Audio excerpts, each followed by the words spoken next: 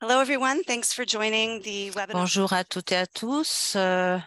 Nous sommes en train de laisser entrer toutes les personnes qui se trouvaient dans la salle d'attente et nous allons commencer dans un instant avec cette dernière session sur la planification collaborative et le programme de CSU.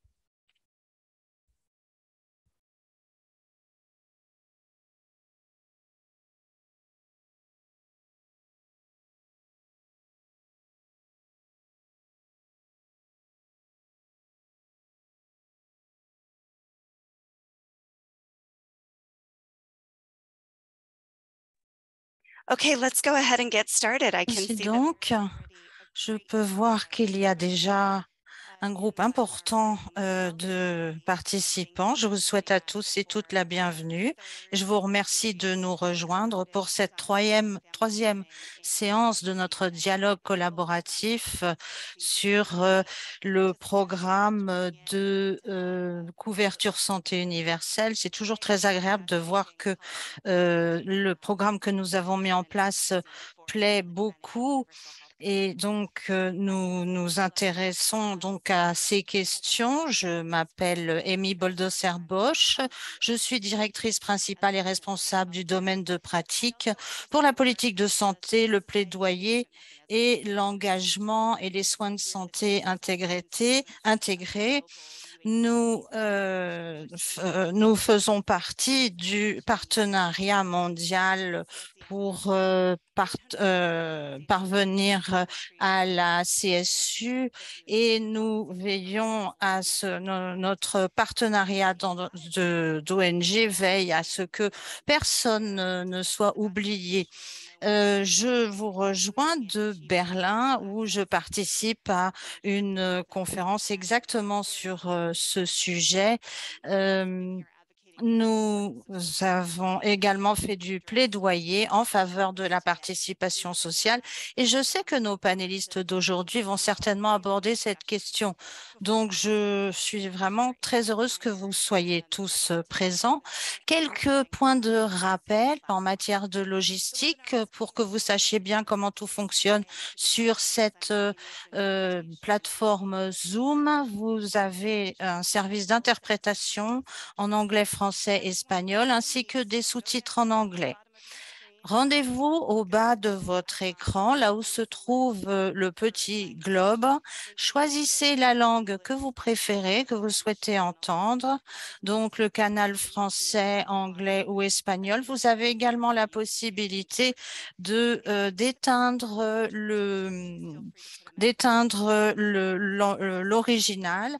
Si vous avez des questions, n'hésitez pas à mettre un mot dans la boîte de dialogue et nous vous aiderons. Vous devriez normalement voir les sous-titres automatiquement en anglais, mais si ce n'est pas le cas, vous pouvez cliquer sur les deux petits C et désactiver ou activer les sous-titres.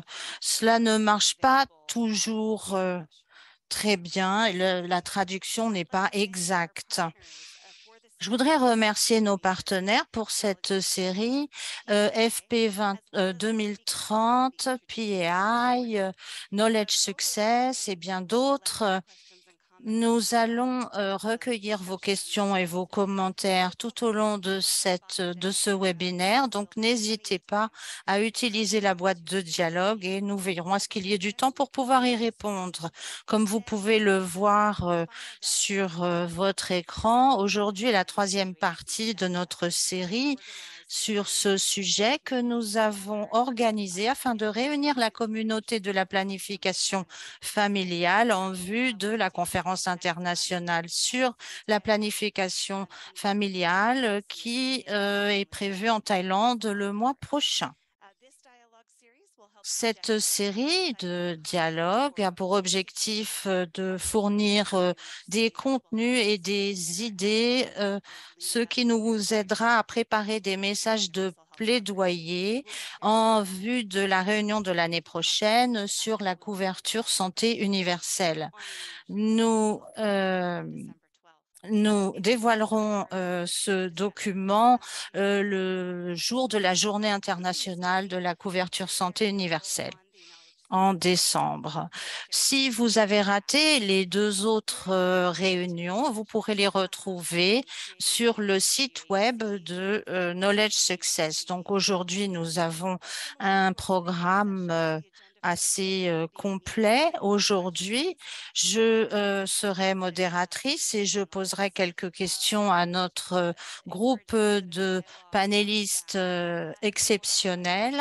Et ensuite, nous aurons du temps pour recevoir vos questions auxquelles nous tâcherons de répondre. Les objectifs d'aujourd'hui consistent nous allons explorer des exemples de façon dont on peut tirer parti de l'engagement de la communauté pour intégrer la planification familiale à la conception et à la mise en œuvre de politiques de CSU. Par ailleurs, nous évoquerons les accès inclusifs aux services et l'idée étant de ne laisser personne pour compte. Et à partir des réunions, une promesse a été faite de la part de tous les États membres de ne laisser personne pour compte et donc d'inclure absolument tout le monde. Je voulais dire également que notre réunion d'aujourd'hui est très pertinente en raison des réunions internationales qui se passent en ce moment. La pandémie nous a appris que plus les systèmes de santé sont solides, plus ils sont capables de répondre aux besoins de la population. Le directeur général de l'OMS est là et il a dit que la santé universelle était une priorité. La confiance. Et je pense que si la société et la communauté sont assis à la même table pour concevoir des systèmes permettant d'obtenir la couverture santé universelle est très important. Il est très important d'intégrer la planification familiale à ce système universel. Je vais présenter chacun des panélistes rapidement et puis ensuite nous leur poserons des questions. Le premier intervenant sera le docteur José Ruales, ministre de la Santé publique de l'Équateur. Il est docteur en médecine, en chirurgie et il a occupé de hautes responsabilités au gouvernement équatorien. Il a également été responsable de PARO et a travaillé dans les pays d'Amérique latine et à Washington depuis plus de 35 ans. Et à ce stade, en Amérique latine, il a travaillé avec les ministères de la Santé de la plupart de ces pays et c'est un honneur pour nous de recevoir Monsieur le ministre. Nous accueillons également le docteur Nousra Nasroddin qui est directrice adjointe de l'Association de la planification familiale du Sri Lanka et de l'Alliance pour le genre sur la CSU. Elle dirige l'unité sur les prestations de soins de santé sexuelle, reproductive et des droits. Elle a travaillé également dans le secteur privé. Le vice-ministre Dominique, qui est adjoint à la formation, la recherche et le développement au Conseil national de la population et de la planification familiale de la République d'Indonésie. Et il a également une expérience extrêmement vaste dans les milieux universitaires et sur d'autres domaines. Et je voudrais féliciter le docteur Dominique car l'Indonésie a reçu le prix 2022 du FNUAP pour son travail en matière de population. Enfin, J'accueille le docteur Mariama Abdou-Gado, qui est étudiante en médecine et ambassadrice des jeunes. Elle est blogueuse et elle parle et elle cherche à donner la parole aux jeunes dans les organes de décision. Elle est en 6e année de médecine et elle est l'une des représentantes des jeunes à de nombreux organes de décision et nous vous souhaitons tous la bienvenue. Nous vous remercions d'avoir pris le temps de nous rejoindre. Nous sommes prêts à commencer la première série de questions.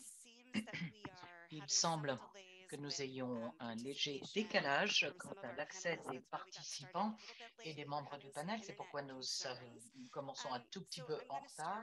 Donc, je vais commencer par la première question. Je vais demander aux panélistes de réfléchir à ces questions.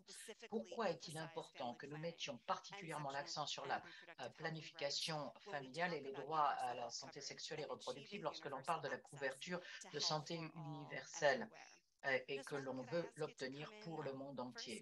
Nusrat, puis-je vous demander de répondre à cette première question? Bonjour Amy et merci. Bonjour à tous, à nos membres du panel et à notre audience. Lorsque nous parlons de la couverture universelle de santé,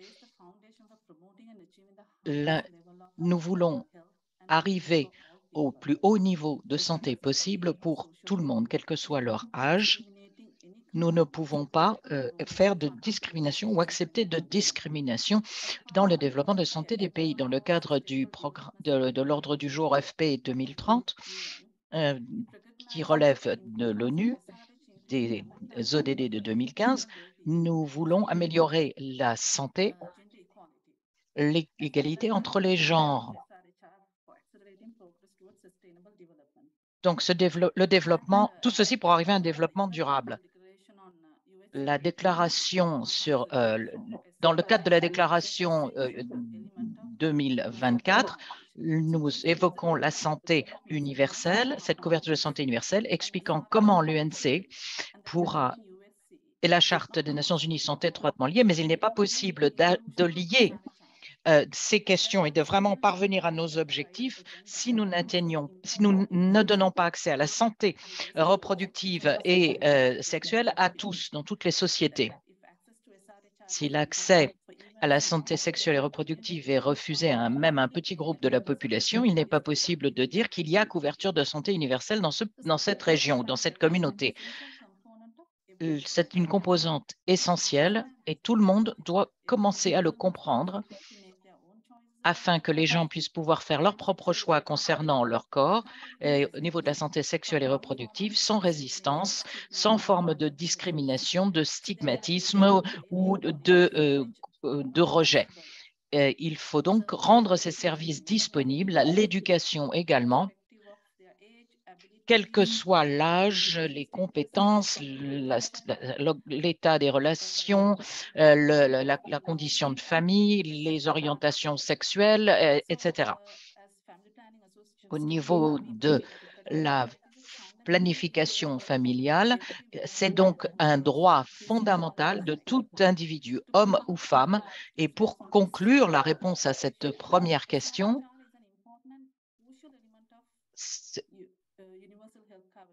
la couverture de santé universelle est fondamentale pour une vie productive et en bonne santé pour permettre aux populations de s'épanouir.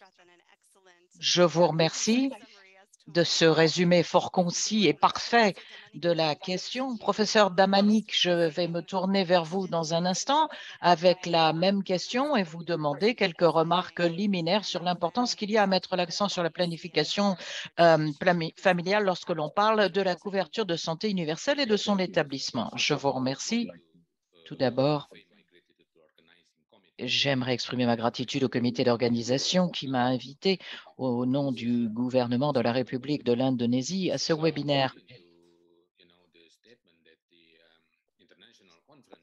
La conférence internationale sur la population du Caire de 1994 est devenu un des grands jalons pour le nouveau paradigme de la santé reproductive.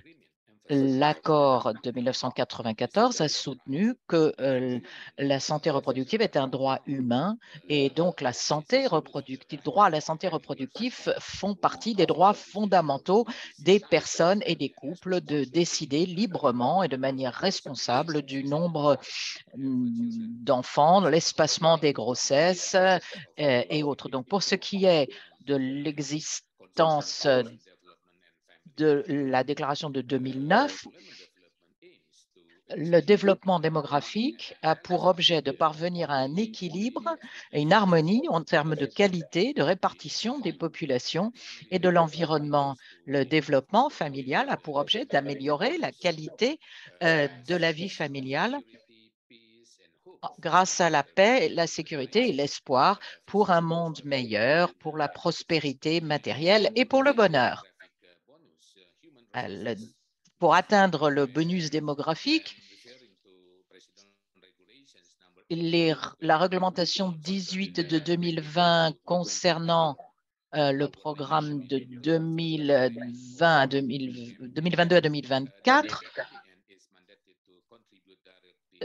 demande une contribution à 2 des 7 priorités de l'ordre du jour de développement de 2020 à 2024, à savoir l'amélioration de la qualité des ressources des populations et l'amélioration de leur accès aux conditions de santé. L'on veut veiller à ce que les conditions soient correctes en ce qui concerne l'éducation primaire et secondaire, l'accès à l'éducation en matière de santé reproductive et sexuelle, l'âge et ceci est important lorsque la population des personnes en âge de travailler et de procréer est inférieure au nombre de personnes qui ne le sont plus de ce groupe d'âge. L'Indonésie, dans son plan de développement 2020-2024, veut former les ressources humaines qui sont de qualité, en bonne santé, bien formées, bien adaptées, qui est de bonne personnalité. L'importance étant de créer des structures démographiques idoines en contrôlant le taux de synthétique de fécondité, l'indice synthétique de fécondité qui est passé à 2,41 enfants et 2010 pour passer à 2,14 selon les chiffres de 2017 et selon les dernières données, 2,08 pour 2018. Donc, sur une période de temps relativement longue, le taux de natalité devient l'un des déterminants de la population. L'un des efforts pour améliorer la santé maternelle et infantile est de voir comment réduire la mortalité maternelle et infantile qui demeure élevée dans notre pays. L'objectif est donc de réduire le taux de mortalité maternelle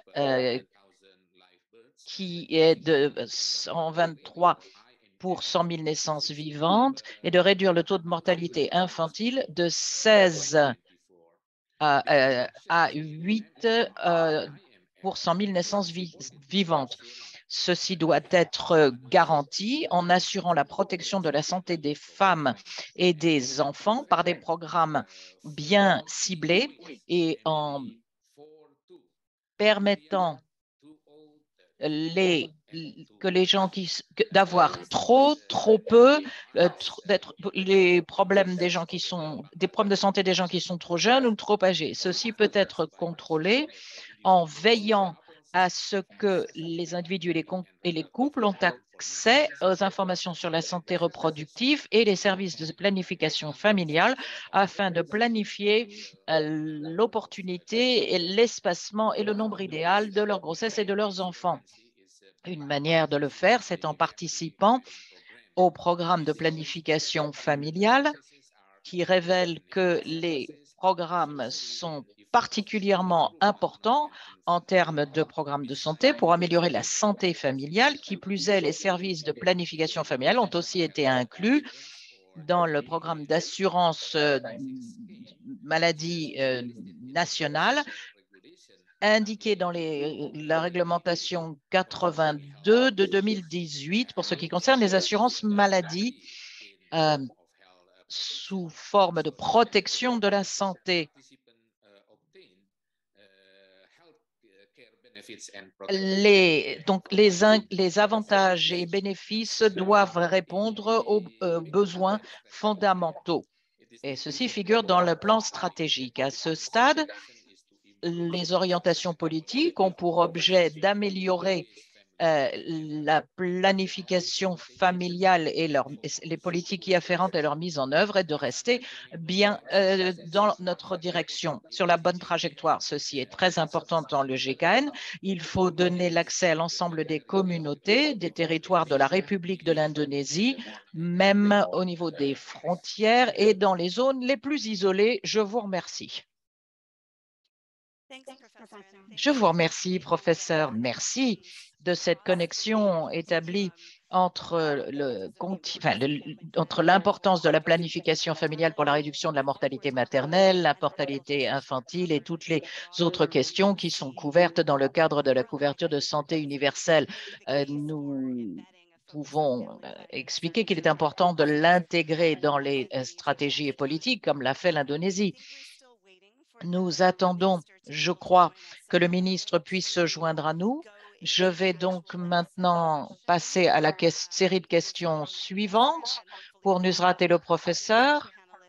Et nous espérons que les autres participants pourront se joindre à nous. Nusrat, je me retourne vers vous.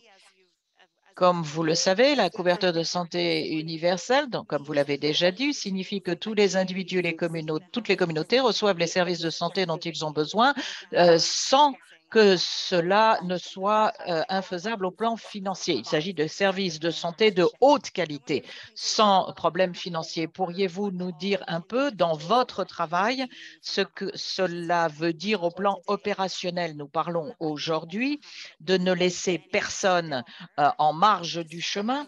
Qui décide des services qui sont nécessaires? Qu'est-ce que cela veut dire de dire que l'on n'a pas ces services lorsque les gens souffrent déjà? Je vous remercie, Amy. Je vais essayer de ventiler cela en trois réponses pour être plus clair.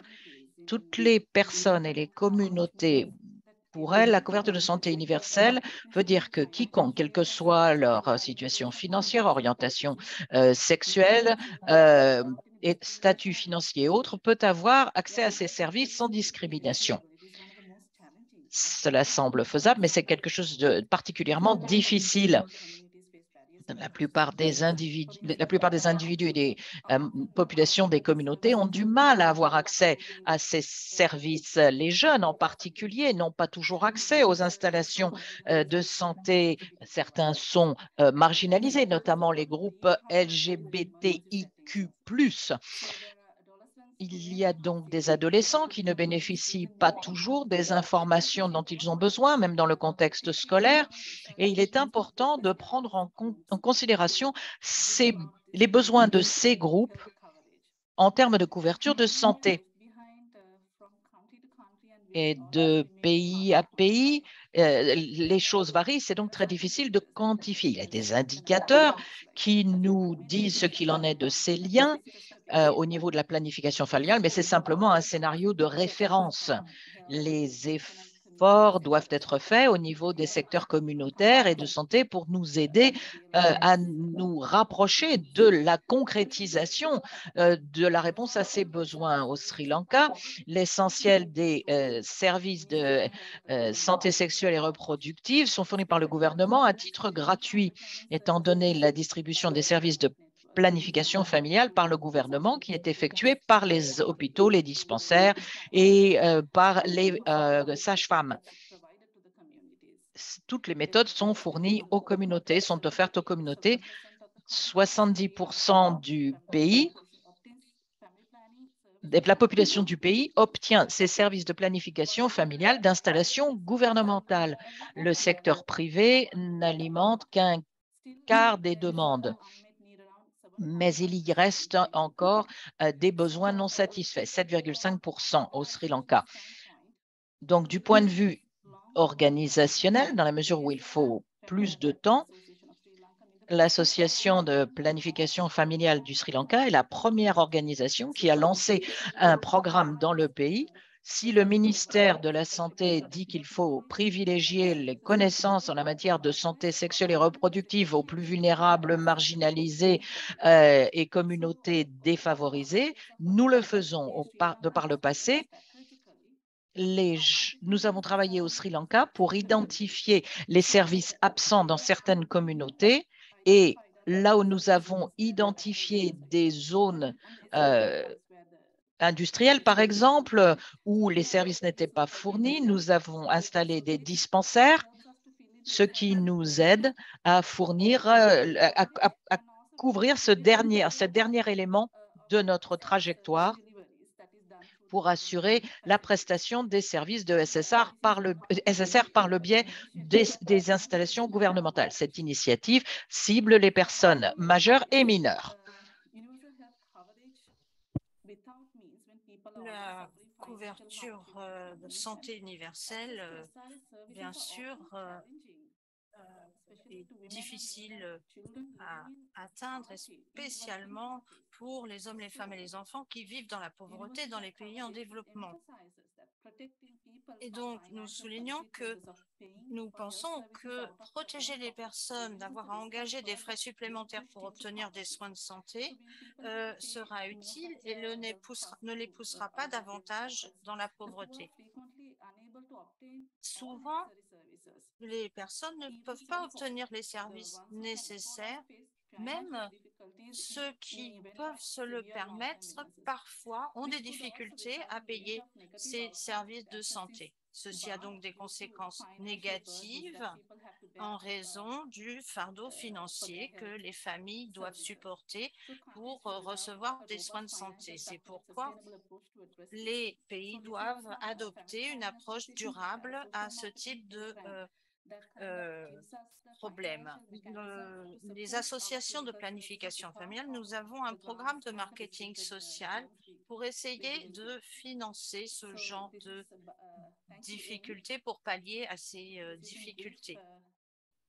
Voilà, c'était une présentation, une réponse assez brève à la question que vous avez. C'était très clair, vraiment, car nous vous avons posé 4 questions en une. Pour suivre, vous avez parlé de la prévention des doublons entre le travail que votre organisation effectue et le travail des organes publics en matière d'accès aux services dans des instituts publics ou encore d'être obligé de payer très cher pour des soins médicaux. Vous avez parlé de la participation sociale, de l'engagement officiel des gouvernements auprès des communautés pour dire quels sont les services qui sont nécessaires et quelles sont les lacunes dans ces services qui devraient être comblés par les gouvernements. Est-ce qu'il y a un engagement, un dialogue entre votre organisation, les communautés marginalisées au service desquelles vous êtes et les gouvernements et les organes de santé publique? Est-ce qu'il y a moyen d'intégrer les exclus de ces services de façon à amener des changements dans ce domaine?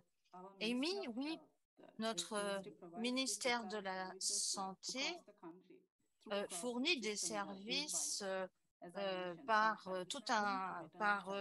toute une palette de services dans l'ensemble de notre pays, des sages-femmes, dispensaires et hôpitaux.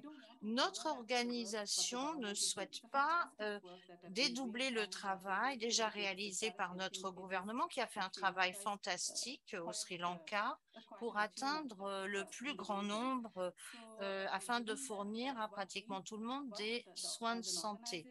Mais en tant qu'organisation, nous avons identifié des poches, des segments de la communauté dans certaines industries où 70% de la population active est en âge de procréer.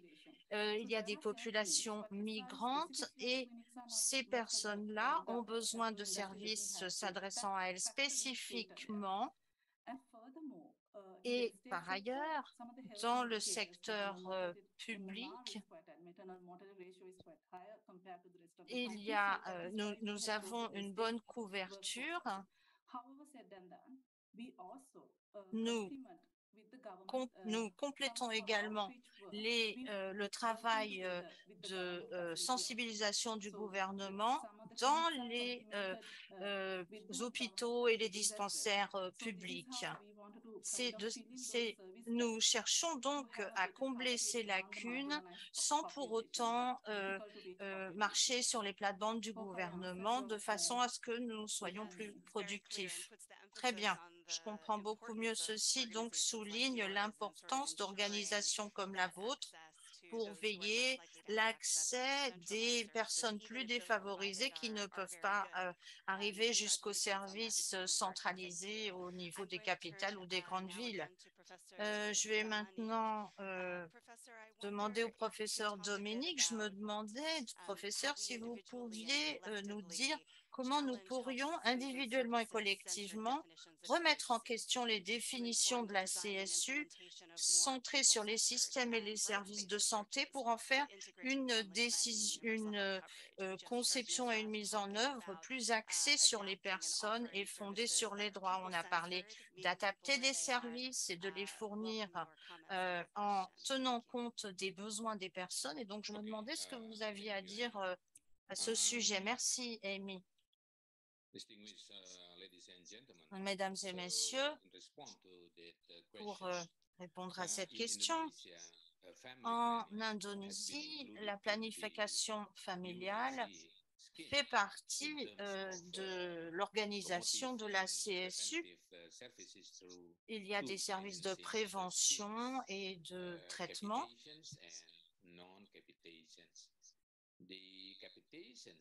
Les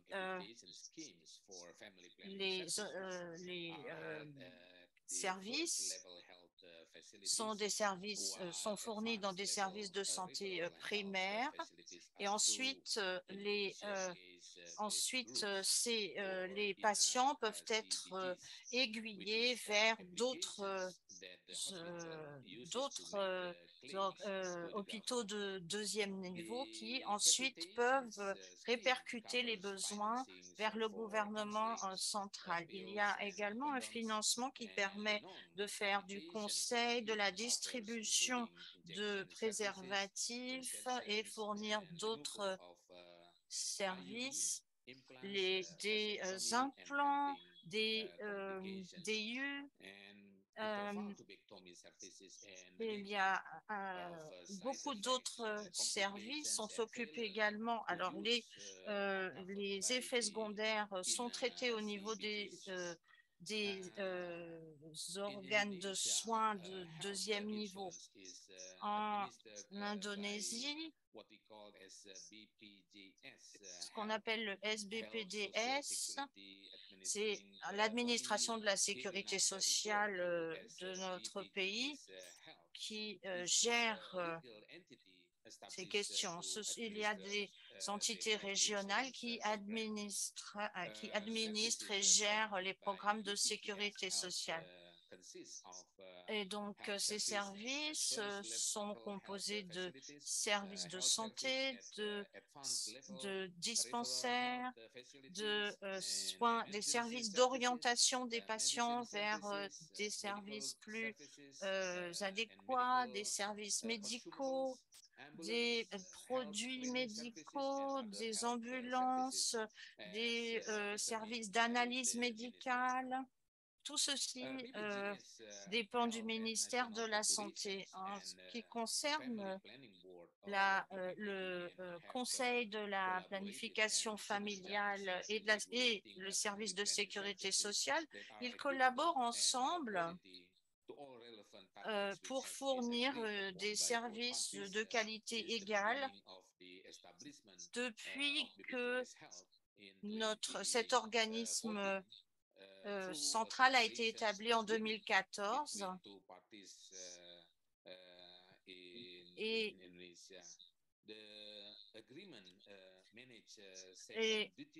il y a eu donc un accord qui a été conclu et qui répartit les responsabilités des uns et des autres, ainsi que les responsabilités qui doivent être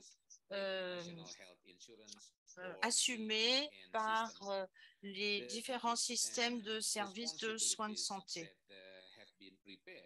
Il y a donc des responsabilités sur lesquelles toutes les parties ont convenu, justement pour éviter qu'il y ait des doublons dans les prestations de services. Par exemple, dans les services de planification familiale ou autres. Et c'est pourquoi on espère qu'une planification familiale de qualité est aisément accessible à toutes les populations que nous ciblons, tous les bénéficiaires. Les bénéficiaires, donc ce sont là, il y a 3 tâches que notre service doit réaliser en termes de planification familiale, fourniture, apport d'informations sur les services de PF proposés, ensuite intégration des services de planification familiale dans le service de santé nationale et ensuite suivi et évaluation des programmes de planification familiale et élaboration d'orientation et d'évaluation de ces services. Par ailleurs, nous sommes en synergie avec les gouvernements régionaux des districts et des municipalités afin que les services de planification familiale puissent arriver jusqu'au point de service locaux, physiques, là où des assistants de planification familiale se trouvent.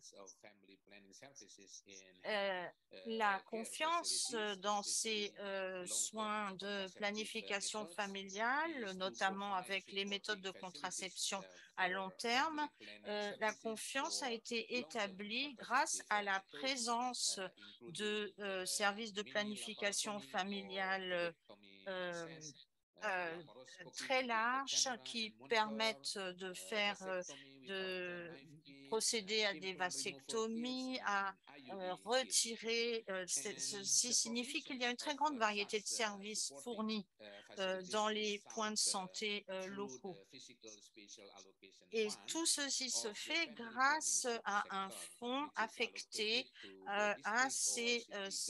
aux districts ou encore aux autorités municipales pour appuyer la planification familiale. Il y a également un fonds qui est destiné à la planification familiale non physique qui permet de s'occuper de l'approvisionnement, de la coordination des services de PF dans les institutions, dans les dispensaires, qui permet également l'acheminement des produits nécessaires pour délivrer tous les services de planification nécessaires, qu'il s'agisse de DIU ou d'implants ou autres, ou même de petites chirurgies et de médicaments, de produits pharmaceutiques gratuitement, de contraception gratuitement aux couples lorsqu'ils le demandent. Donc, tout ceci remonte à notre décision prise en 2014. Le gouvernement central gère l'administration des contraceptifs et des produits de planification familiale. Notre loi 82 de 2018 qui est liée à l'assurance maladie, l'assurance santé, cette loi énonce que répondre aux besoins contraceptifs pour des raisons pour tous les patients qui en font la demande doit être géré au niveau des dispensaires de santé locaux. C'est pourquoi les contraceptifs, les médicaments appuyant la mise en œuvre du programme de planification familiale est exécuté et dans les mains de ces dispensaires. Donc, la fourniture de contraceptifs est l'affaire du gouvernement central et le fonctionnement des dispensaires relève également du gouvernement central qui s'occupe de la mise à disposition de contraceptifs de tout type et les services et l'aide. Les patients qui se rendent au service de planification familiale les reçoivent conformément aux réglementations de la santé numéro 52. Je souligne vivement l'importance de travailler avec des partenaires professionnels et des ONG qui travaillent dans le secteur de la planification familiale. Le renforcement des programmes de planification familiale exige une collaboration pleine et entière et un renforcement des engagements des partenaires très nécessaire parce que les gens ne peuvent pas travailler tout seuls pour offrir des services de planification familiale et il y a presque 90 000 installations de santé en Indonésie et un grand nombre sont sans doute incluses dans le système public et devrait permettre de garantir la disponibilité des services et méthodes de planification familiale et de contraception au niveau des dispensaires, y compris la préparation des installations de soutien, le renforcement des capacités, les compétences des ressources humaines ou du personnel de santé offrant les services de santé publique. Voilà ce que je voulais dire. Merci, professeur. Je vois beaucoup de questions qui sont à votre endroit concernant le GKN et les progrès que vous avez réalisés pour couvrir les bénéficiaires qui contribuent ou qui ne contribuent pas. Et c'était très intéressant d'entendre les différentes options de contraception et de planification familiale offertes dans le cadre de votre programme. Nous y reviendrons lors de la séance de questions-réponses. Je suis heureuse maintenant, au nom du ministère de la Santé de l'Équateur, d'accueillir Karen Bonbon, qui est le directeur de la coopération internationale. Karen, est-ce que vous êtes là? Je crois vous avoir aperçu le ministre Ruales. Bonjour à tous. Je suis ici au nom du ministre José Ruales qui malheureusement a rencontré des difficultés personnelles qui l'empêchent de se joindre au panel de ce matin. Il vous présente ses excuses les plus complètes et nous vous transmettrons chacune des informations qu'il allait exprimer par écrit. Nous vous le transmettrons donc par la suite. Merci. Merci, Karen. Donc, êtes-vous à même de répondre à certaines des questions que nous allions partager avec le ministre ou préférez-vous simplement procéder par écrit?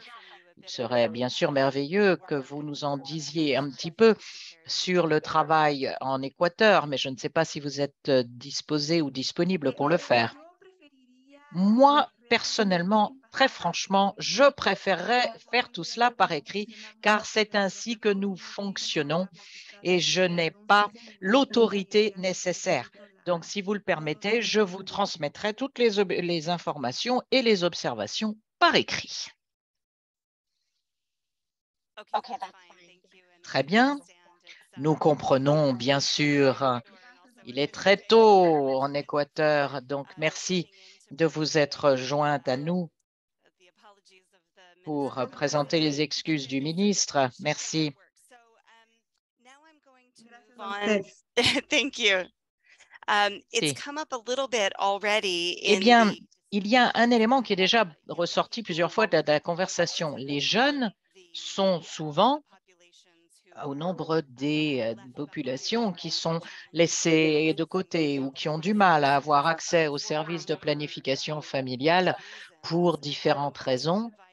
Je vais inviter l'un de nos co-hôtes de la séance de PAI, ABI, à bien vouloir.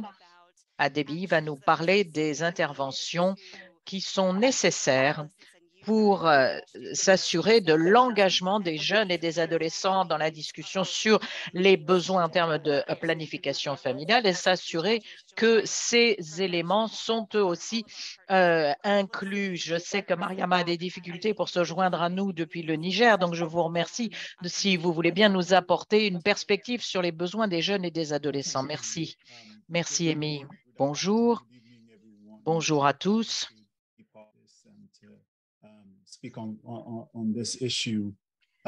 Je suis ravi de m'exprimer sur cette question. J'aimerais tout d'abord parler du fait que, dans le cadre de toutes les analyses que nous avons pu recevoir quant aux besoins en termes de planification familiale des jeunes, satisfaits ou non, est considérable.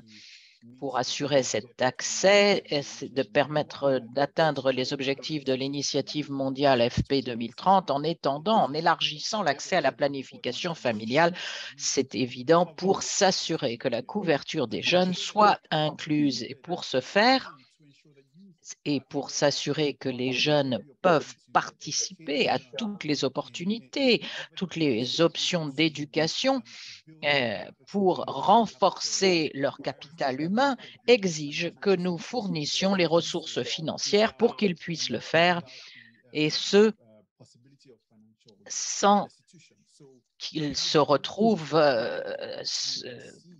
sans argent, démunis.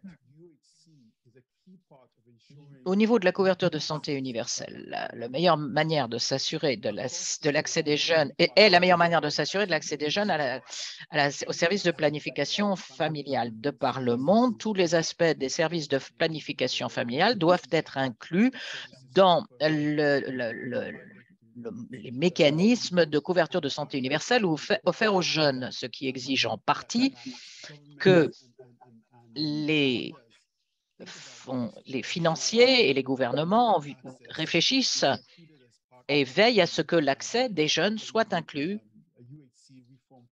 dans les réformes des politiques de santé.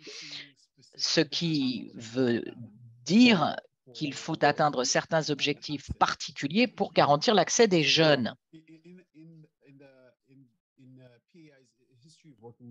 Dans l'historique de la PAI, dans ses travaux avec les jeunes, nous avons vu, pour ce qui concerne la participation des jeunes à ces décisions, que l'un des éléments clés que nous ont répété nos partenaires, c'est que pour que les jeunes puissent renforcer leurs compétences, pour pouvoir aller à l'école, pour pouvoir mener à bien leur éducation, améliorer leur qualification, cela veut dire que les gouvernements doivent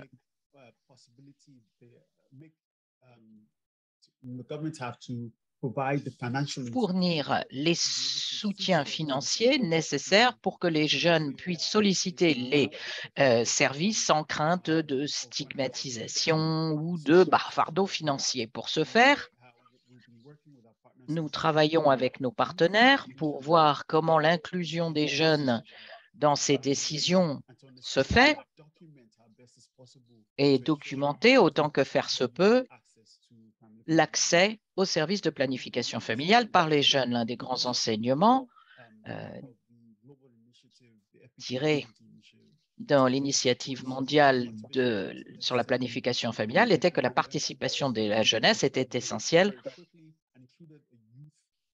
Et c'est pourquoi, très rapidement, l'on a ajouté un point de contact pour la jeunesse dans tous les pays et à tous les niveaux. Cela a permis la contribution d'un plus grand nombre d'informations pour s'assurer que le groupe des jeunes ait non seulement accès, mais ait aussi voix au chapitre au niveau de la question de la planification familiale et des services de santé sexuelle et reproductive. Donc, il est incontestable que l'accès à la planification familiale n'est pas possible si les jeunes ne sont pas impliqués. Vous avez la parole à nouveau, Amy. Merci. Merci de votre contribution.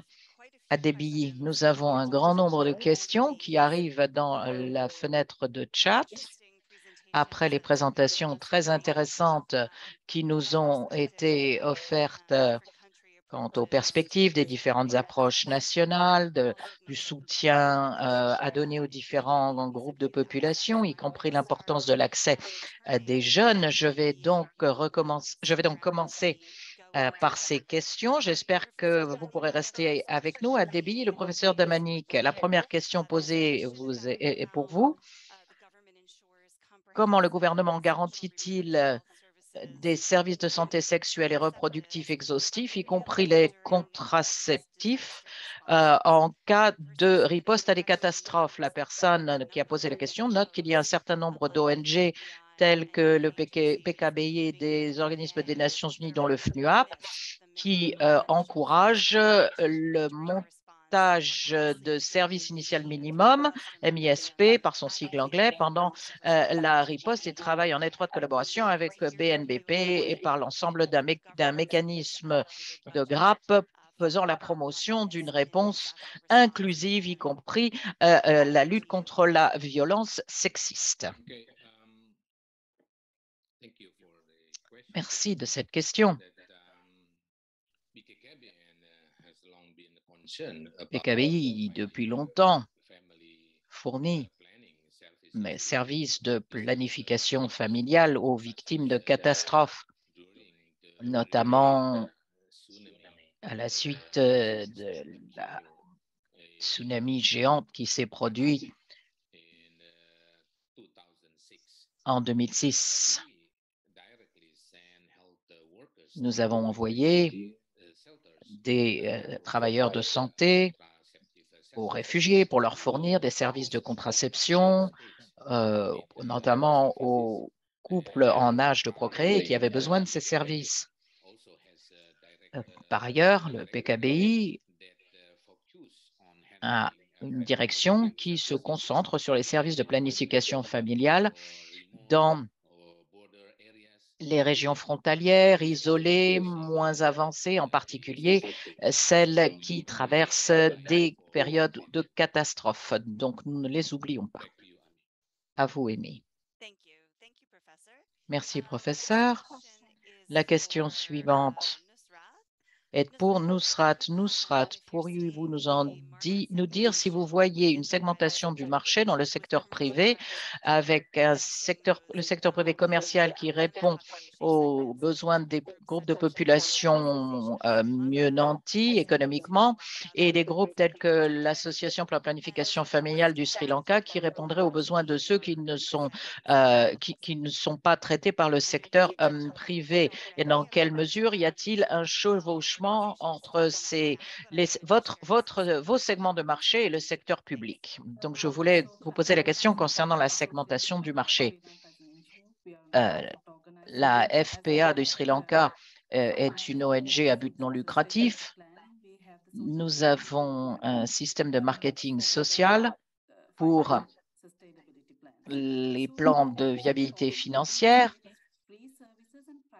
Donc, nous nous trouvons entre les services gratuits du gouvernement et les services coûteux du secteur privé.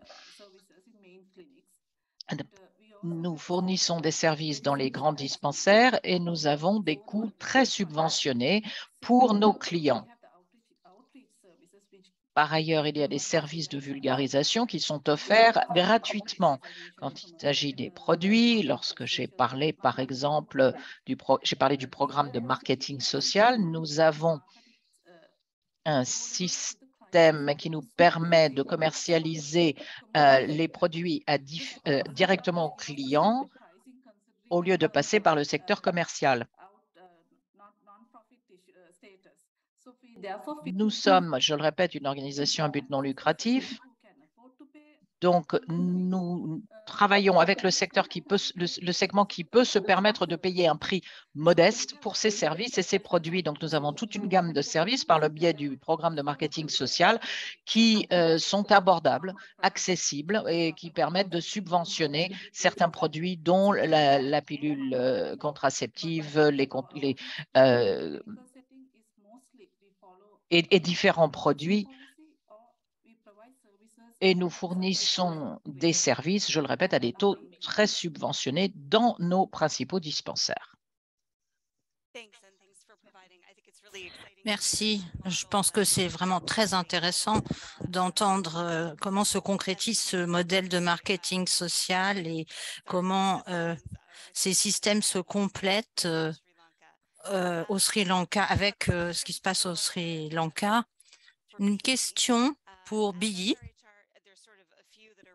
Il y a plusieurs questions qui sont liées les unes aux autres sur la façon dont nous apportons un soutien à l'accès des jeunes et des adolescents au vu de lois et de politiques qui pourraient entraver l'accès à la planification familiale.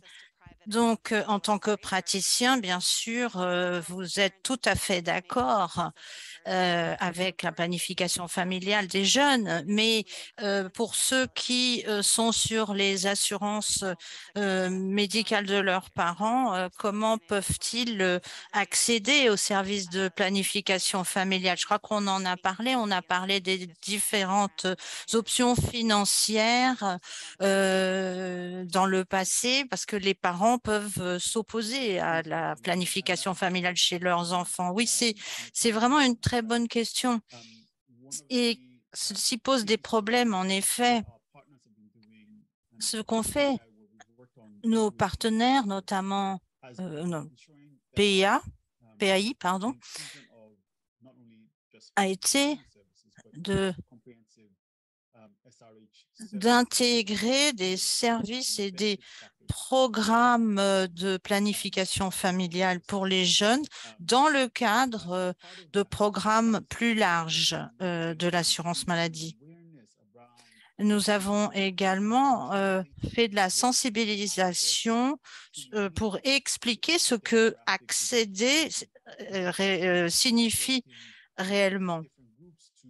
Et nous avons œuvré avec des groupes différents pour leur expliquer et amplifier la définition de santé sexuelle et reproductive, accès à la santé sexuelle et reproductive, pour veiller à ce que les parents comprennent que ce sont des services intégrés et que ces services créent un certain niveau d'intimité pour les personnes qui les reçoivent.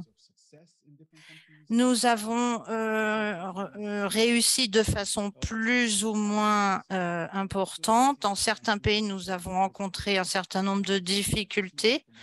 Nous sommes en train de recevoir des informations supplémentaires concernant des éléments clés des difficultés, à savoir que les parents souhaitent être informés quant à la nature des services que leurs enfants reçoivent. Et d'autre part, les gouvernements sont conscients de ce que les jeunes ont le droit d'accéder à une certaine intimité dans leurs soins de santé et leurs soins en matière de procréation. Donc, nous essayons de faire en sorte de voir quelles sont les possibilités de surmonter ce problème. Et nous espérons que d'ici la prochaine conférence, nous aurons de nouveaux éléments à vous fournir pour voir, dans la mesure où nous avons bien identifié les difficultés, nous pourrons mieux voir comment les surmonter. Et je vous remercie. Je suis désolée, je n'avais pas de réponse plus précise et plus solide à vous fournir ou plus optimiste. C'est vrai que c'est un processus qui s'est heurté à beaucoup de problèmes. Je crois que vous avez bien fait ressortir cette tension, effectivement. Est-ce que vous souhaiteriez nous faire part de l'expérience de votre pays pour ce qui est des difficultés des jeunes, des adolescents à accéder aux services de planification familiale, surtout en ce qui concerne le fait qu'ils sont assurés souvent sur l'assurance médicale de leurs parents? Je suis désolée, je suis en train de chercher le chargeur de ma tablette. Je reviens tout de suite. Je ne suis peut-être pas la bonne personne pour répondre à cette question, mais nous avons des services spécialement dédiés aux jeunes dans les hôpitaux. Mais les jeunes ont du mal à y accéder parce que il y a des tabous culturels concernant ces questions. Donc, les jeunes ont du mal à contacter leurs prestataires de soins de santé pour demander à bénéficier de ces services. Je vous ai parlé des dispositifs gouvernementaux dont nous disposons pour les jeunes, mais au Sri Lanka, nous avons ouvert une ligne téléphonique qui a commencé en 2009. Et cette ligne téléphonique, en l'appelant, vous pouvez recevoir des informations en toute confidentialité pour les jeunes. En fait, c'est une ligne qui est ouverte à tout le monde, toute personne qui souhaite obtenir des informations concernant la planification familiale, contraceptif et tout autre sujet apparenté. Cette ligne fonctionne depuis 2009. Nous recevons des appels de tout le monde. Mais au départ, cette ligne avait pour objectif de permettre aux jeunes de pouvoir accéder à la planification familiale. Mais comme cela a été dit, il y a effectivement des problèmes liés à la confidentialité des services, surtout en ce qui concerne les jeunes lorsqu'ils viennent pour bénéficier de ces services. Effectivement, vous avez bien fait d'intervenir. Professeur Dominique, souhaitez-vous commenter sur cette question ou est-ce que je passe à la question suivante? On va peut-être continuer parce qu'il y a beaucoup de questions dans la boîte de dialogue. Il y a des questions et je demanderai à tous nos panélistes s'ils souhaitent répondre. Le professeur Dominique nous a déjà parlé de la planification en cas de catastrophe et de la riposte en cas de catastrophe. Il y a effectivement des populations qui peuvent avoir un accès limité à la APF, notamment les populations migrantes, déplacées, les jeunes qui vivent dans des zones de crise ou de conflit. Et quelles dispositions ont été prises pour permettre à ces populations déplacées ou jeunes de pouvoir accéder à ces services?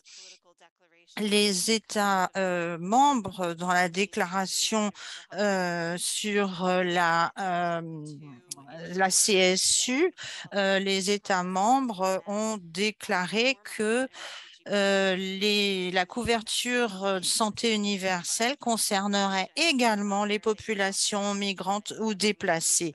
Et donc, ceci est dans la partie qui traite de s'efforcer de toucher les populations les plus éloignées des services de santé. Donc, je me demandais si l'un de vous, l'une de vous souhaiterait apporter de l'eau au moulin de cette discussion, à savoir comment atteindre les populations les plus éloignées vivant en zone de conflit ou les populations déplacées, migrantes, etc.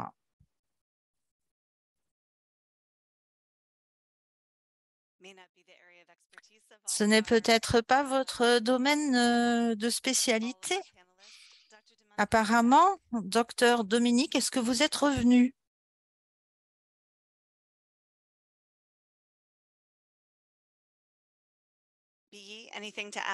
Billy, est-ce que vous auriez quelque chose à ajouter à ce sujet?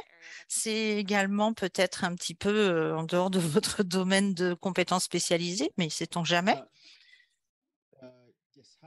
Oui, c'est vrai que ce n'est pas tout à fait mon domaine, mais je peux... J'ai travaillé sur des questions similaires dans le passé et l'un des problèmes principaux a consisté à veiller à la mise à disponibilité continue de moyens pour faire face à des contextes et des situations difficiles.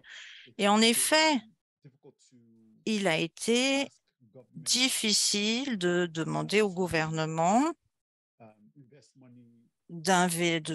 d'investir. Donc, les gouvernements qui sont en plein conflit, ça a été difficile de leur demander de mettre des fonds à disposition pour ces questions-là. Le Comité international des réfugiés s'en est occupé, mais autant que je sache, ce processus a plutôt veillé à s'appuyer sur des dispositifs déjà existants pour augmenter les ressources financières, apporter une aide bilatérale. Et avec l'arrivée de la pandémie de COVID-19, les difficultés ont été telles qu'un grand nombre de pays sont en récession économique actuellement et ils ont du mal à financer ces services. Donc actuellement, on est en train de parler de ce à quoi l'avenir va ressembler vu cette conjoncture.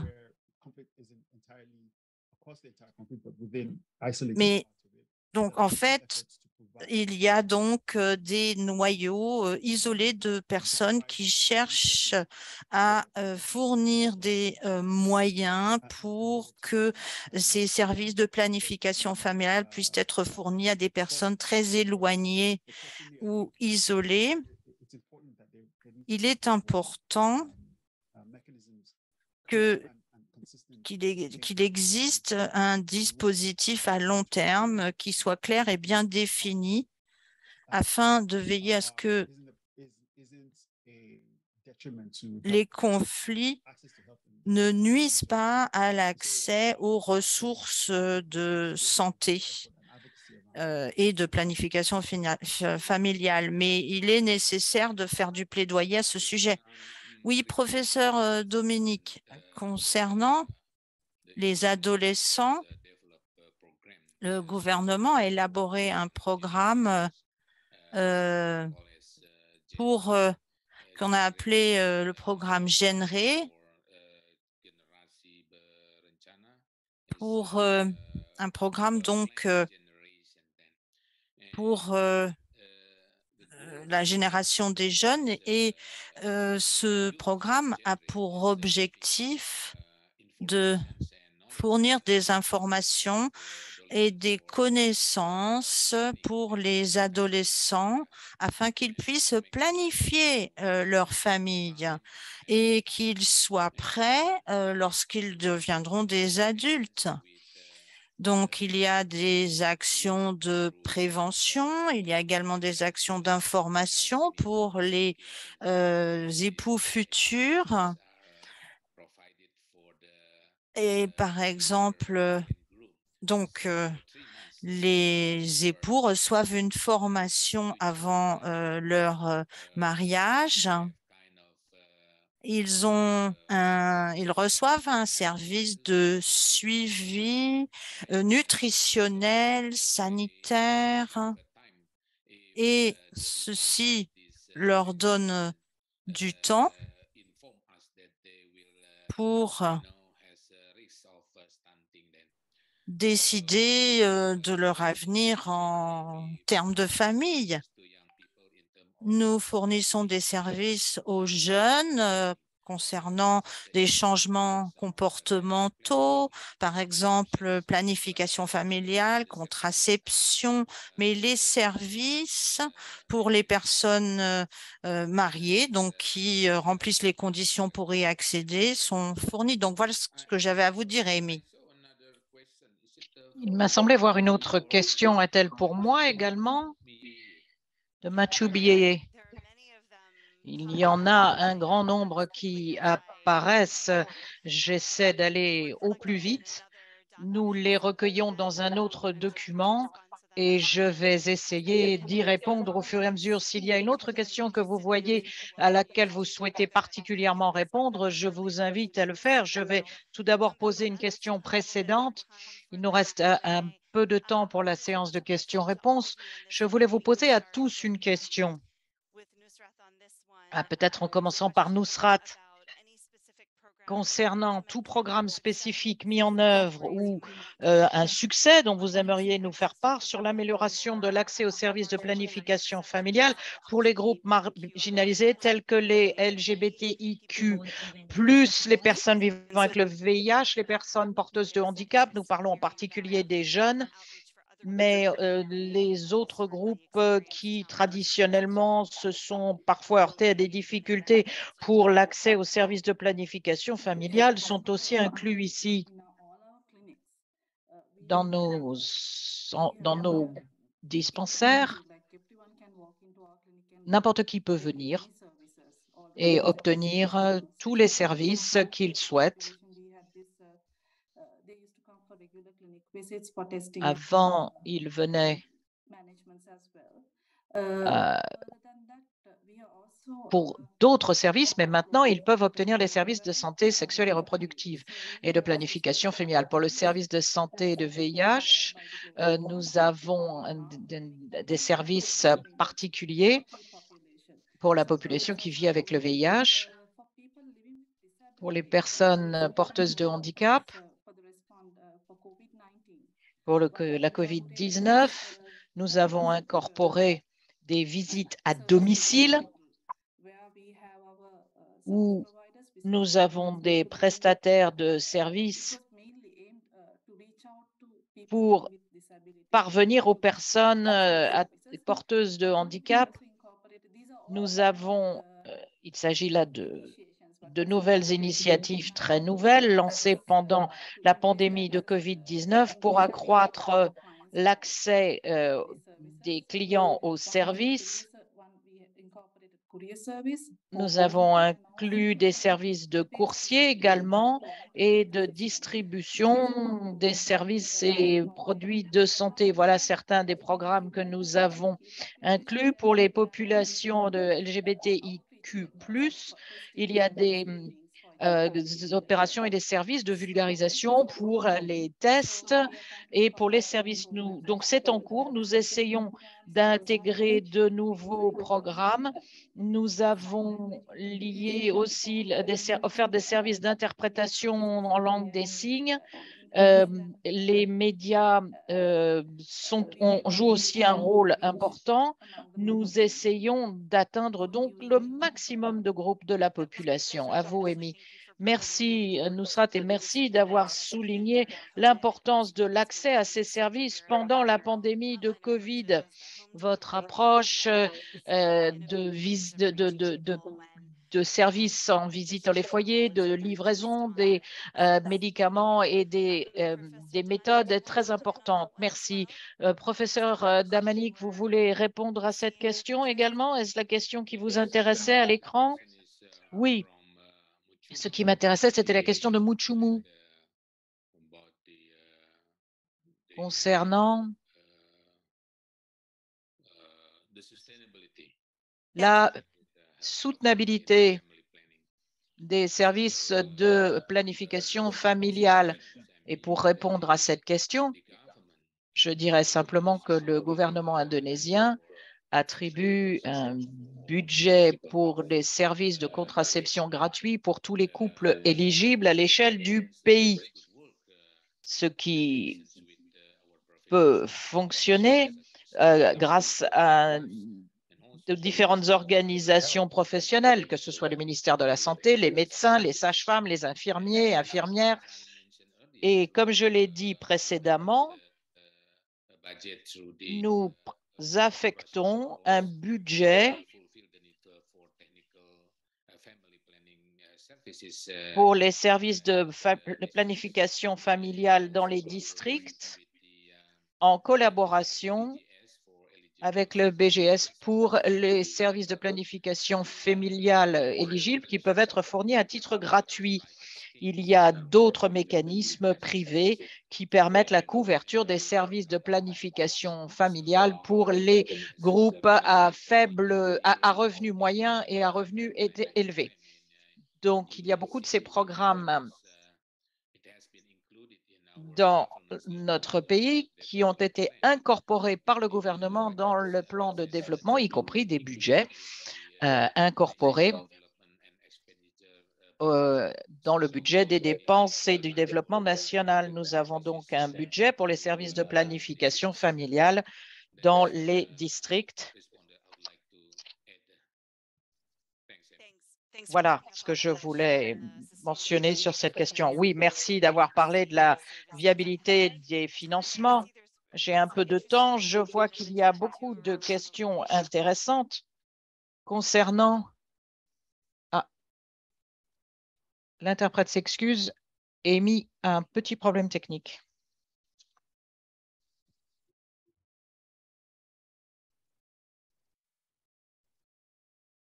Nous n'avons plus de son.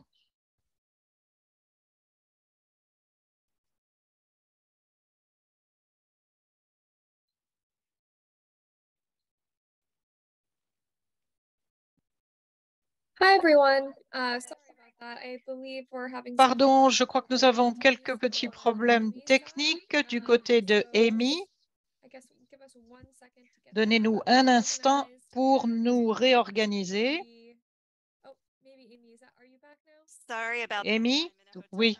Oui, pardon, je suis dans un hôtel et je venais je viens d'enregistrer une coupure de l'Internet. J'espérais qu'il tiendrait jusqu'au bout. Pardonnez-moi de ce petit problème. Je posais une question concernant l'incorporation de la santé de couverture universelle qui inclut des services de santé sexuelle et reproductive. Vos gouvernements ont-ils eu des difficultés face aux lois actuelles qui, selon vous, ne correspondent pas aux normes des droits de la personne? Ou y a-t-il des lois et des règlements qui sont déjà en place? Le professeur Damanik a déjà parlé d'un certain nombre de lois et de réglementations qui sont en place dans votre pays, qui ont permis un service de couverture de santé universelle, de transformateur.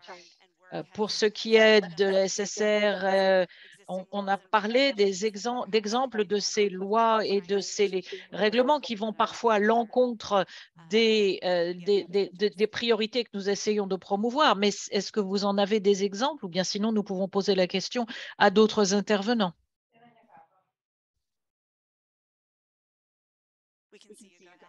Nous vous voyons. Allez-y. Je vous remercie. Je ne savais pas si la question était uniquement pour le professeur Damanik ou aussi pour moi.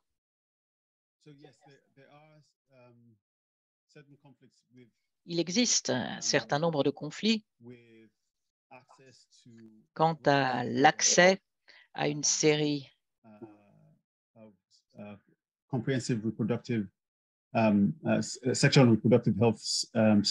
de services de santé sexuelle et reproductive robustes. L'un des grands problèmes auxquels nous nous sommes heurtés concerne particulièrement l'accès des jeunes. Et nous avons vu d'aucuns qui empêchaient l'éducation sur la santé sexuelle et reproductive à certains niveaux. L'un des domaines clés pour s'assurer de l'accès ou de la sensibilisation à l'accès aux services,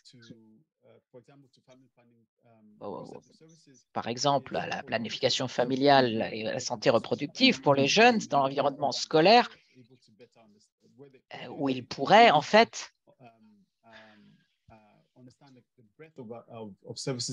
mieux comprendre la portée, l'ampleur des services disponibles et puis donner des informations de base, des informations élémentaires sur la SSR. Dans certains pays, des lois sont en cours de mise en œuvre ou ont été mises en œuvre pour empêcher l'accès à une SSA, une éducation sur les SSR qui soit exhaustive et robuste dans les écoles. Dans certains pays, il y a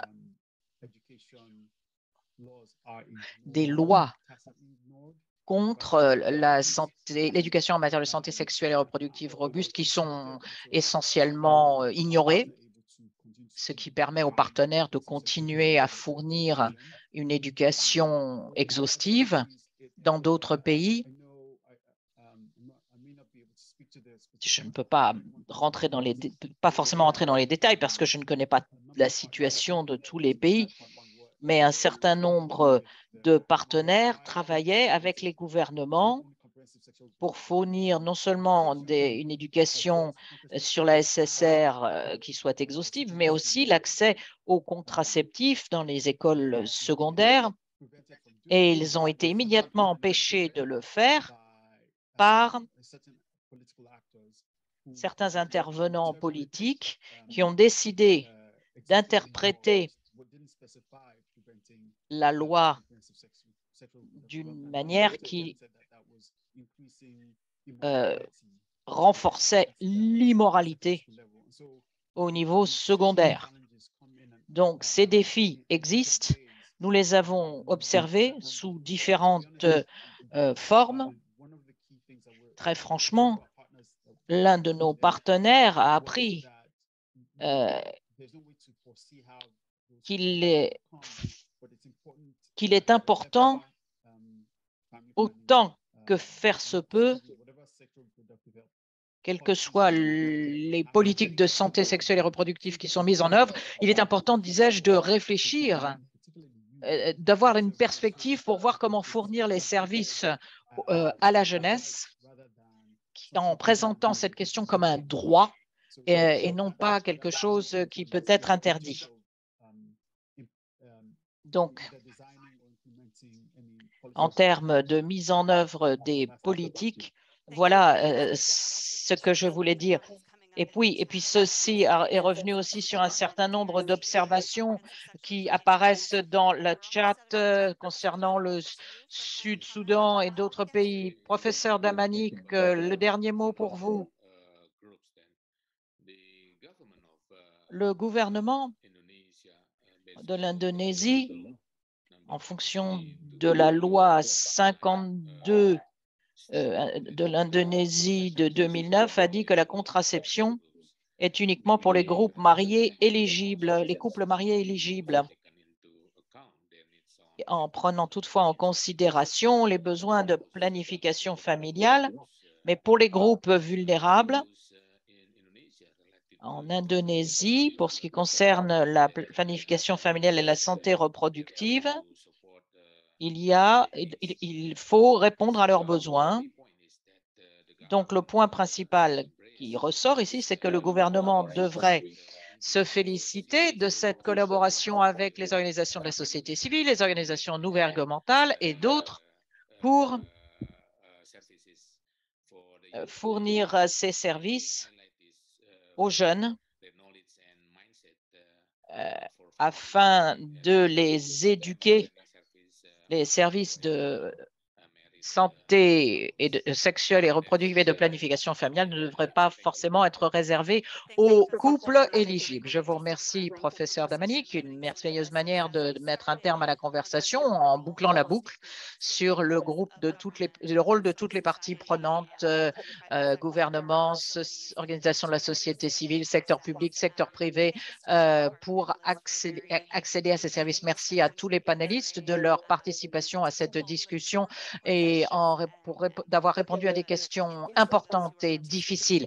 Je regarde les contributions de tous les participants aujourd'hui dans leur propre contexte. Je tiens à remercier nos interprètes d'aujourd'hui qui ont fait un travail très compliqué pour nous aider à renforcer la participation et la compréhension entre les participants. Merci aux organisations co-hôtes. Nous vous transmettrons au niveau de Knowledge Success l'enregistrement de cet exposé. Le site web inclura également les présentations de notre collègue de l'Équateur. Je suis désolée que ceci n'ait pu vous être fourni parce que l'accent qu'ils placent sur l'engagement au niveau de la santé sexuelle et des droits de la santé sexuelle et reproductive est très important pour la conversation que nous avons aujourd'hui. J'ai reçu un autre message des excuses du ministre qui n'a pas pu se joindre à nous aujourd'hui. Nous soulignerons l'importance de cette conversation et la renforcerons, la poursuivrons sur les plateformes des médias sociaux. J'aimerais vous rappeler l'importance et l'opportunité de prendre un engagement au niveau organisationnel à FP 2030 lors de la prochaine conférence sur la planification familiale. Je sais que PAI et Management Sciences for Health seront là pour nous aider à renouveler ces engagements. Nous vous invitons à être avec nous après ce dialogue. Nous vous transmettrons également un document avec les grands enseignements tirés de cette conversation et nous lancerons un document politique au début de la santé. Je vous donne rendez-vous à tous à Pattaya, en Thaïlande, en personne ou en distanciel. Vous avez beaucoup d'options de vous connecter. Veuillez vous joindre à nous. Nous continuerons la conversation sur la couverture de santé universelle et la planification familiale. Merci à tous de votre participation. Merci aux organisateurs dans la coulisse. C'est un travail considérable que d'organiser une manifestation comme celle-ci. Je suis ravie d'avoir été avec vous pendant ces 3 dialogues et nous nous réjouissons de poursuivre la discussion alors que nous abordons l'année prochaine et le niveau sur la santé, la couverture de santé universelle de septembre 2023. Merci à tous de votre participation et rendez-vous dans quelques semaines à Pattaya. Merci, Amy.